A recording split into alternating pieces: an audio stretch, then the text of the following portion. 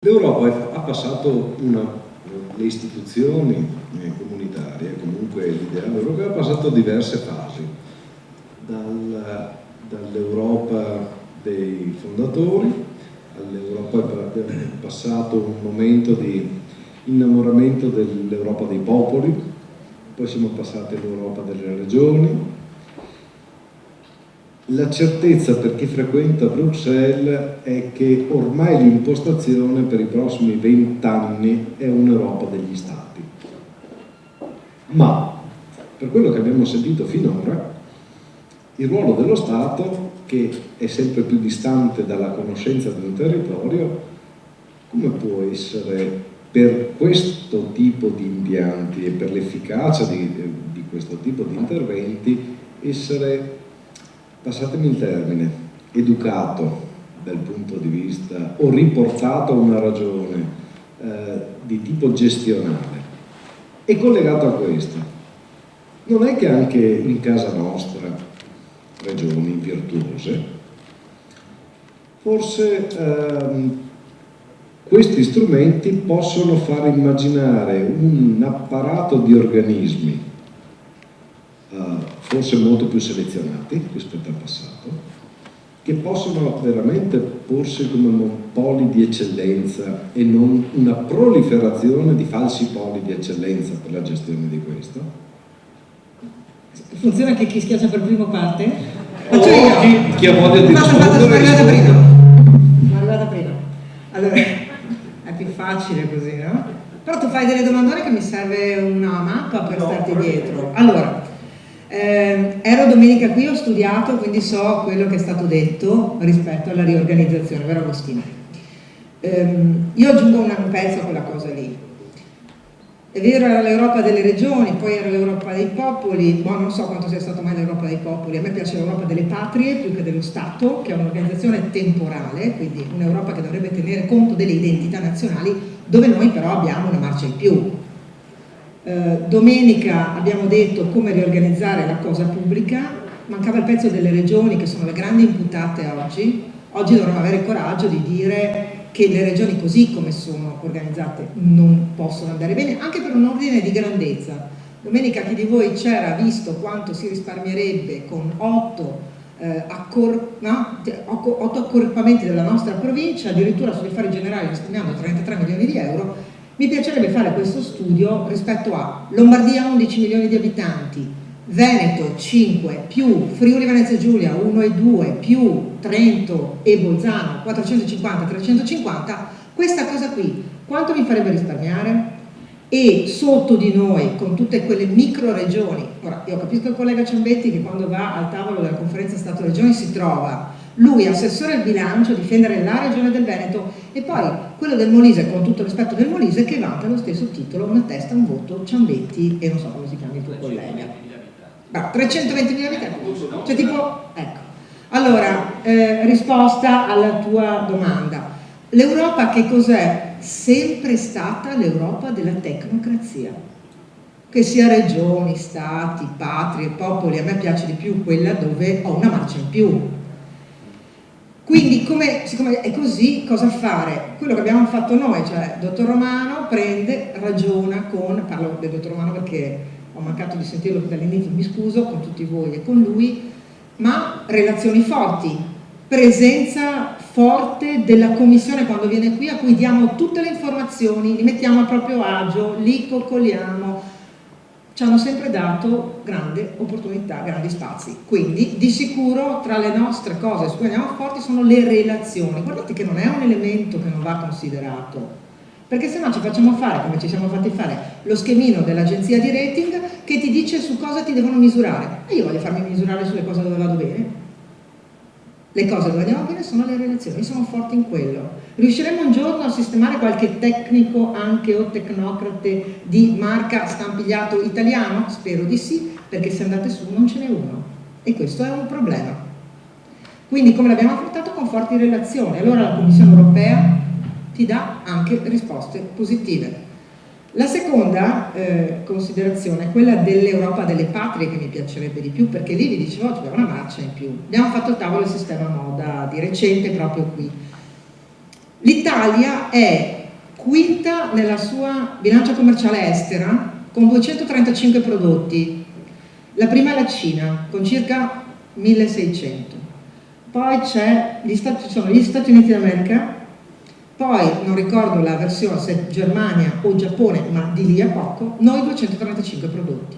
Di questi i primi 5, anzi nei primi 5, c'è il Made in Italy, mi piace tanto.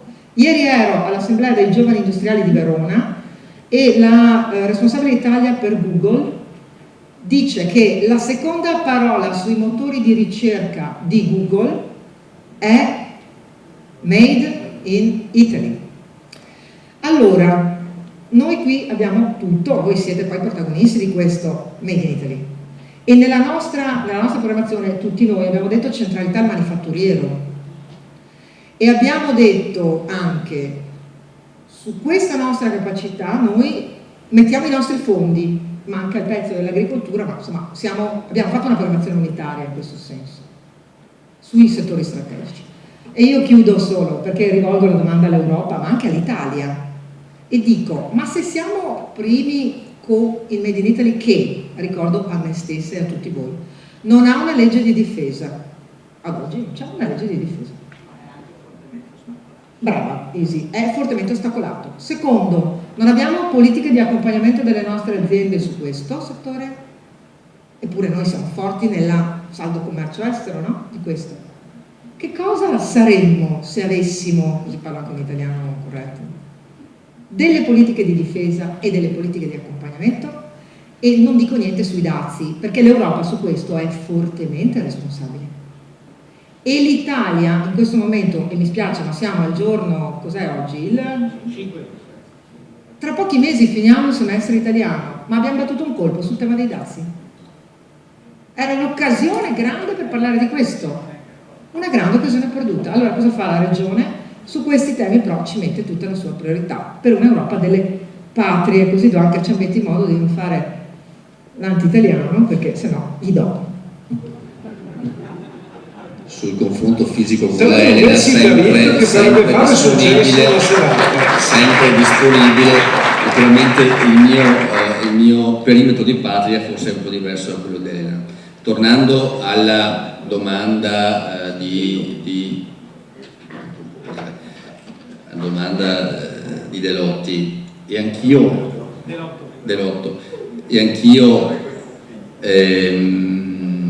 dopo domenica mattina ho studiato magari qualcosa in più.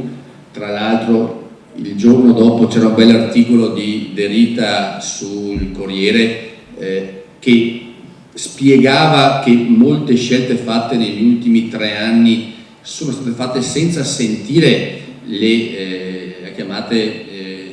i rappresentanti delle aree intermedie sul territorio, quindi le regioni, e che molte scelte fatte male proprio perché non veniva coinvolto il territorio. Comunque in questo momento l'Europa vede il comitato delle regioni che comunque sta funzionando e Isi Coppola ci rappresenta. Tutti i fondi strutturali, FESR, l'FSE, il FEASR, quello dell'agricoltura, quello della pesca, ha comunque come bacini di utilizzo, verifica, gestione le regioni, e anche la cooperazione territoriale vede le regioni comunque come soggetto protagonista, e gli stati che non hanno le regioni come la Slovenia hanno grossi problemi ad accedere, utilizzare e verificare anche la possibilità di accedere ad altri fondi, proprio perché comunque la regione viene identificata come un bacino utile per poter avere una gestione ottimale sul territorio. Una delle cose che ad esempio nell'ultima visita dell'audit europeo ci hanno fatto inizialmente magari con un po' di titubanza, ma che ci hanno poi anche dato riscontri positivi, è come abbiamo utilizzato nella vecchia programmazione gli strumenti di ingegneria finanziaria in Veneto. Perché, permettetemi, forse qualcosina di buono lo abbiamo anche fatto con Veneto Sviluppo. Se in questo momento quello che abbiamo fatto in Veneto Sviluppo viene preso ad esempio da parte del DPS a Palazzo Chigi, da parte di Banca Italia, se ci viene chiesto come Regione Veneto di andare a spiegare a 4 regioni del sud come utilizzare con ingegneria finanziaria i fondi comunitari, e forse magari perché in ambito regionale noi, ma con la vostra collaborazione, perché siete sempre stati come associazione di categoria anche stimolo e anche momento di spunti per trovare gli strumenti adeguati ai momenti che abbiamo attraversato, forse qualcosa di buono come sistema regione, e parlo del Veneto in questo momento, non vado sicuramente a parlare per altri colleghi, abbiamo fatto. Ci sono regioni che funzionano un po' meglio, qualcuna che funziona un po' peggio.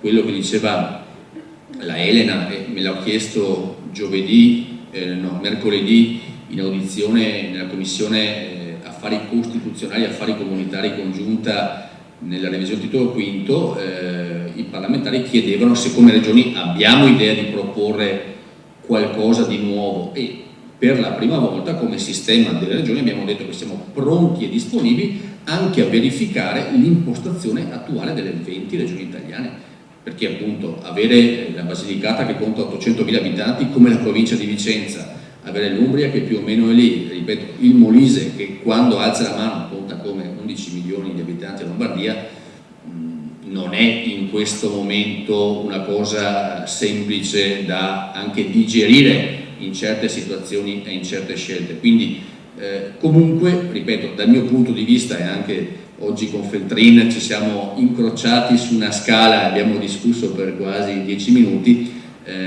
dal mio punto di vista, e non è una difesa sindacale, il sistema delle regioni per dove funzionano comunque dei risultati li ha dati. Io ho il terrore di pensare un giorno di avere il Ministero della Salute che mi indica il direttore generale dell'ULSS di Vicenza, perché forse funzionerebbe un po' peggio di come per fortuna stiamo facendo funzionare le cose noi adesso. Potrei dire quasi senza forse funzionerebbe peggio.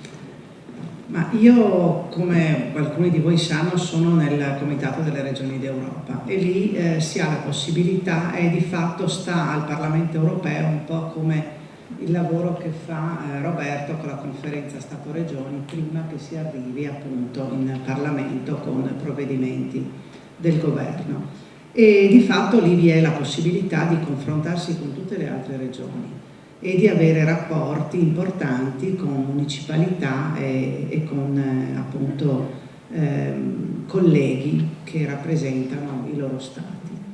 È del tutto evidente che quando ci si confronta con i tedeschi, con i francesi, con gli spagnoli, abbiamo moltissime cose in comune, ma loro vivono in stati che per buona parte sono federali.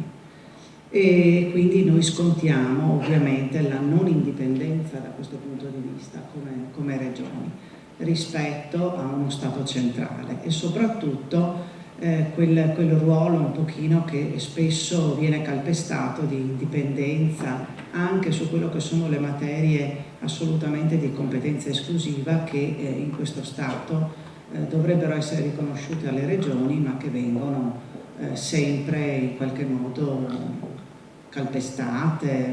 Vediamo in tantissime occasioni che il nostro governo entra a gamba tesa su competenze che sono esclusive delle regioni.